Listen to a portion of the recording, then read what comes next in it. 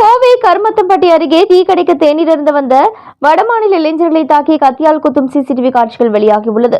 இதுகுறித்து கருமத்தம்பட்டி போலீசார் விசாரணை மேற்கொண்டு வருகின்றனர். உத்தரப்பிரதேச மாநிலத்தை சேர்ந்தவர்கள் ராகேஷ் மற்றும் கோவிந்த் கோண்ட்.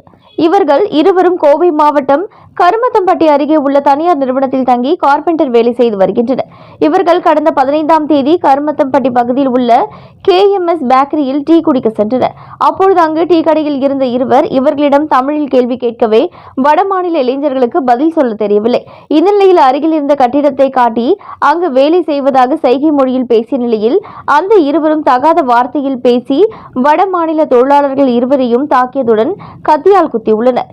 இதையடுத்து டீ கடையில் இருந்த ஊழியர்களும் பொதுமக்களும் வடமாநில இளைஞர்களை மீட்டனர். வடமாநில இளைஞர்களுக்கு மிரட்டல் விடுத்துவிட்டு அந்த இருவரும் அங்கிருந்து கிளம்பி சென்றனர். இதனையடுத்து தனியார் மருத்துவமனையில் வடமாநில தொழிலாளர்கள் கோவிந்த் கோல்ட் மற்றும் ராகேஷ் ஆகிய இருவரும் அனுமதிக்கப்பட்டனர். இந்த நிலையில் இந்த தாக்குதல் சம்பவத்தின் CCTV காட்சிகள் தற்பொழுது வெளியாகியுள்ளது. இதனிடையே சம்பவம் நடந்து 3 வாரத்திற்கு மேலாகியும் CCTV காட்சிகள் போன்றவை கிடைத்தும் தாக்குதல் நடத்திய நபர்களை கண்டறிய முடியாமல் கருமத்தம்பட்டி போலீசார் திணறி வருகின்றனர்.